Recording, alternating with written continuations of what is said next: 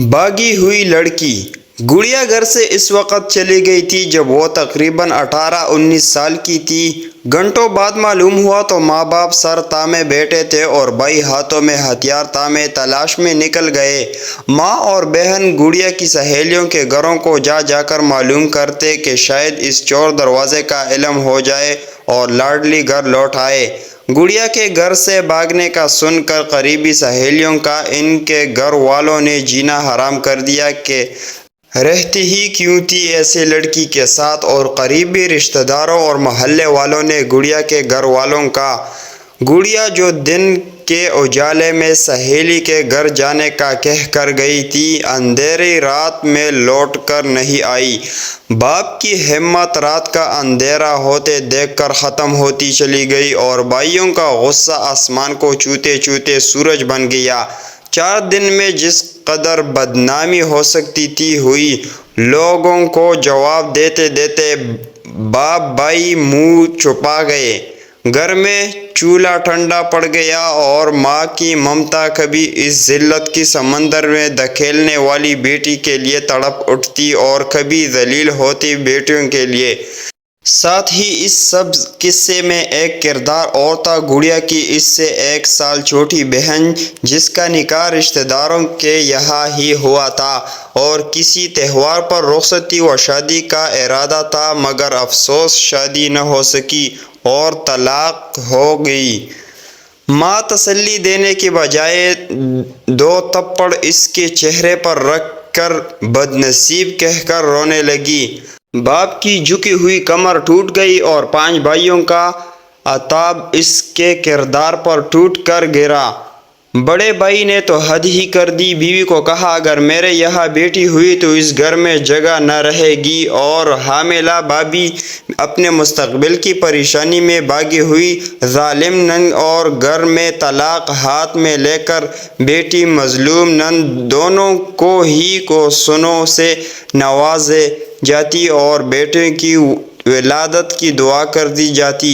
سالوں پہلے کا یہ واقعہ جب شاید میں 6-7ویں کلاس میں تھا، لوگوں کی زبان پر آج بھی آ جاتا ہے، اتنے ہی افسوس کے ساتھ جتنا آپ کو یہ سب پڑھ کر محسوس ہو رہا ہے۔ گڑیا کہاں ہے آج کوئی نہیں جانتا۔ بیٹی نہ ہونے کا اعلان کرنے والے اس بھائی کے ہاں رب کے فضل سے یا اس کی بیوی کی حالت حمل میں گریہ و زاری کی وجہ سے صرف بیٹے ہیں۔ ماں باپ خاموش رہتے ہیں کیونکہ ان کے پاس بولنے کو شاید اب کچھ نہیں، اور وہ طلاق یافتہ بہن آج بھی وہی ہے جہاں تھی، خالی ہاتھ و پیشانی پر لفظ طلاق یافتہ سجائے۔ شاید کوئی ایسا نہ تھا جو اسے اپنانے کا ظرف رکھتا۔ ایک عمل نادانی، جذبات یا کسی بھی سبب سے اٹھایا گیا ہو۔ سب کی زندگی کیسے مشکل بنایا جاتا ہے، اس کا شاید گڑیا کو خود بھی اندازہ نہیں تھا، یا شاید اندازہ ہو گیا ہوگا تب ہی تو نہ کوئی خبر ملی نہ خیریت۔ ایسا کیا ہوتا ہے کہ ایک لڑکی پالنے پوسنے والے ماں باپ کو چھوڑ کر کسی چند دن کے رابطے والے کے ساتھ کیسے چلی جاتی ہے، کیسے وہ ایک دنیا چھوڑ کر نئی دنیا تلاش میں نکل پڑتی ہے۔ تمام تر سمجھداری کے باوجود وہ اتنی نادان کیسے ہو جاتی ہے؟ جواب ڈھونڈا جائے تو سینکڑوں جواب ارد گرد کھڑے نظر آئیں گے۔ مذہب سے دوری، شادیوں میں تاخیر، میڈیا، معاشرہ، والدین کی بیجا پابندی، توجہ نہ ملنا، آزادی کا غلط استعمال، منفی سوچ، صرف ایک پر اعتبار، عدم اعتماد، فلاح فلاح فلاح۔ لیکن جب آپ اپنے ساتھ رہنے والے گھر والوں پر بھروسہ نہیں کر سکتے تو ایک باہر والے پر کیسے کر لیتے ہیں؟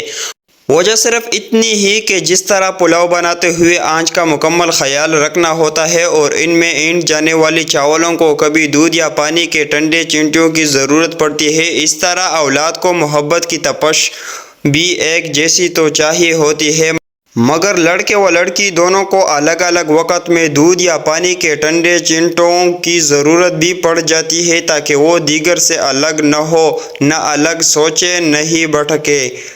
آپ سب کو ایک ہی جیسی آنچ ضرور دے، مگر انفرادی طور پر دودھ پانی جیسی فرحت دے۔ کر خیالات بھی جانتے رہے، کیونکہ ہر لڑکی لڑکا سمجھدار نہیں ہوتا۔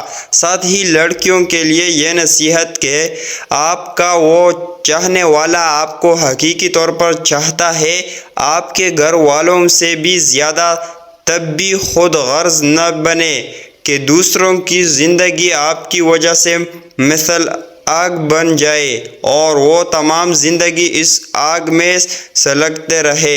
بھاگنا، گھر چھوڑنا مسئلے کا حل نہیں ہوتا۔ جو حل ہے اسے تلاش کر کے اس پر عمل کیجیے، بڑوں سے مشورہ کیجیے۔ گھر میں خود بات نہیں کر سکتے تو گھر کے بڑے جنہیں بڑا مانتے ہیں ان سے بات کیجیے، مگر خودارا گھر والوں سے والدین کے سر میں خاک ڈال کر جانے کا ہرگز نہ سوچیے۔